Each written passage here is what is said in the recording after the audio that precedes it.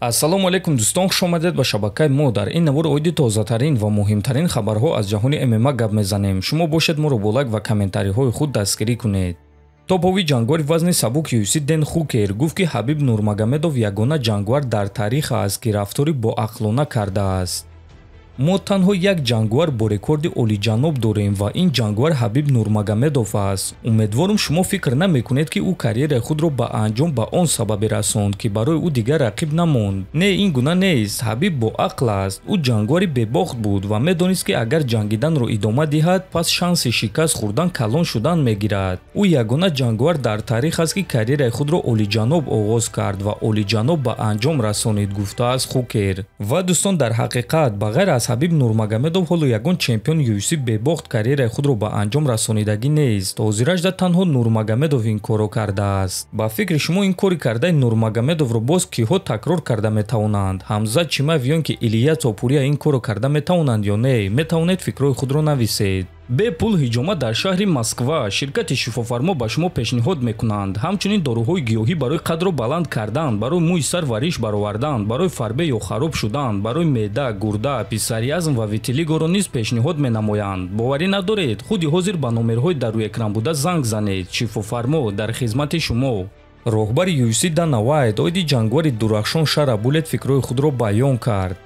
Шара Булет айни замон яке аз ҷангварони дурахшон дар UFC аст ва мухлисон ӯро хеле дӯст медоранд. ӯро дар ташкилот карьераи тӯлонӣ ва муваффақ интизор аст. ӯ мегӯяд ки омода аст ҳар моҳ муҳориба гузаронад ва чӣ гуна ки шумо медонед ба ман чунин ҷангварон писанданд, чунки дар варзиши мо аз ҳама асос ин фаъол будан аст. ӯ имкониятҳои калон дорад ва ман фикр мекунам ки мо парвози зуди ӯро мебинем, гуфтааст Вайт. хотиррасон мекунам ки охирон муҳорибаи Шара Булет ки зидди Марк Андре Баррио гузашта буд беҳтарин муҳорибаи турнир ва ҳамчунин беҳтарин муҳорибаи моҳи июл шуд ки ба ҳар дуяш $50,000 бонус доданд. ана барои Шара Булет бошад ин чорум бонус дар ташкилоти UFC шуд.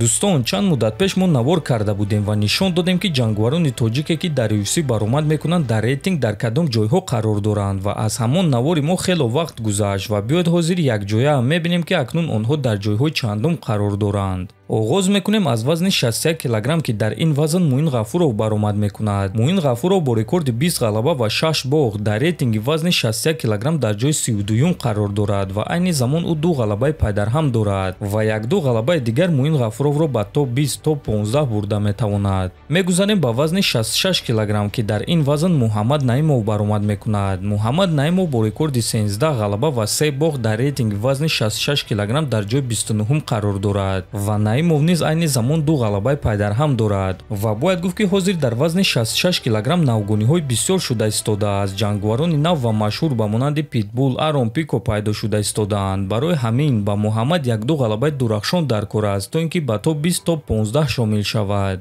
акнун мегузарем ба вазни сабук ки дар он ҷо ду варзгари тоҷик Лоиқ Раҷабов ва Нурулло Алиев баромад мекунад ва оғоз мекунем аз Раҷабов. рекорди Лоиқ Раҷабов 18 ғалаба ва 6 бохт аст ва ӯ дар рейтинги вазни сабук дар ҷои 47 қарор дорад. дар охирон муҳорибаи худ Лоиқ Раҷабов шикаст хӯрда буд ва акнун аз рӯи овозаҳо ӯ бояд ки дар вазни нимёна баромад кунад. Нурулло Алиев ҷангвари бебохти тоҷик бо рекорди 10-0 дар рейтинги вазни сабук дар ҷои 42 қарор дорад. айни замон Нурулло дар ташкилоти UFC 2 ғалаба дорад ва барои ба топ шомил шудан ба ӯ рақиби рейтингӣ дар кор аст ё ин ки 2-3 ғалабаи дурахшон. Нурулло ҷангвари ҷавон ва бебохт аст ва UFC чунин ҷангваронро пеш мебаранд, лекин на ҳама вақт. аз сабабе ки вазни сабук вазни хеле конкурентӣ аст, Нурулло зуд ба боло рафта метавонад агар ки фаъолона баромад кунад ва ғалабаҳои дурахшон ба даст биёрад. дӯстон, ба фикри худи шумо аз ин 4 ҷангвари тоҷик ки якум шуда ба топ 15 рейтинги UFC шомил мешавад, метавонед фикрҳои худро нависед. ҳатман дар YouTube канали мо обуна шавед. то боздид, хонободу сарбаланд бошед.